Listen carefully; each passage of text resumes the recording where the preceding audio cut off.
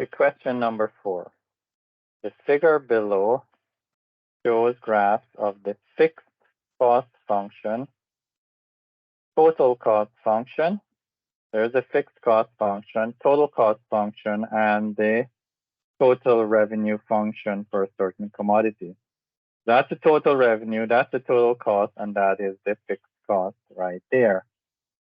All right, now we're given some other information. If the selling price per unit is $70, the variable cost per unit is $40. What is the break-even point? Now, from the graph, if we look carefully, we can see the break-even point is the intersection of the total cost line right here and the total revenue line that runs like that. Okay, so that intersection is at 30 units. Now we can enter it, and there is the example of how to do it. You have to have parentheses, so we put in the 31st, the 30, 30, we put the comma.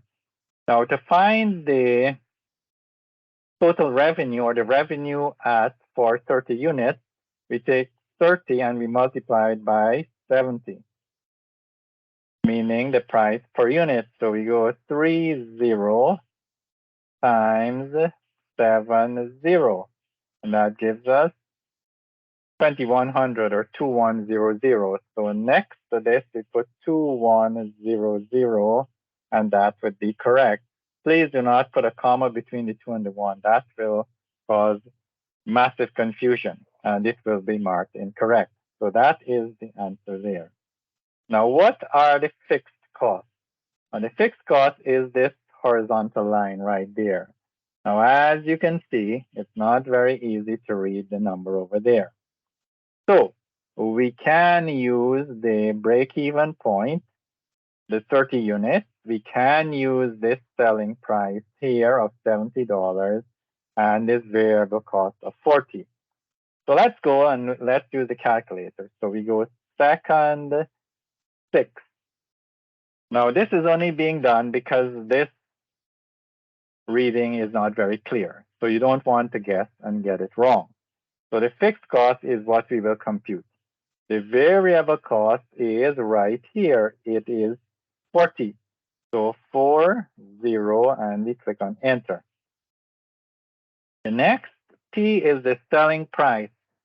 The selling price, we use S, but the calculator uses P, and so we enter 70 for the selling price. The profit is 0 because we are using the break-even point to get at this fixed cost. All right? Because we know the quantity at break-even, and that quantity is 30, and we enter it. So now we go back, and the fixed cost we can compute, and it turns out to be 900. All right, so the fixed cost here is 900. All right, good. Now, if the maximum production capacity of the commodity is 120, express the break-even unit as the percent of capacity. So how do we do that? Well, the break-even we know is the number of units is 30. So what we would do is we would take the 30, we divide by the capacity, okay, the maximum production capacity. That is what we want to generate the percentage of. So 120, and then we would go and multiply that by 100 to get the percent. So let's do that on the calculator. Let's clear out all of that information we have there. So 30, we divide by 120, and we multiply by 100, and we get the answer of 25. So it looks like the answer is, or if you wish, you could put equal 25. You do not put in the percent sign. Let's clear everything out except the 25. And there is the percent sign, so we don't need to put that in the box, only the numerical value.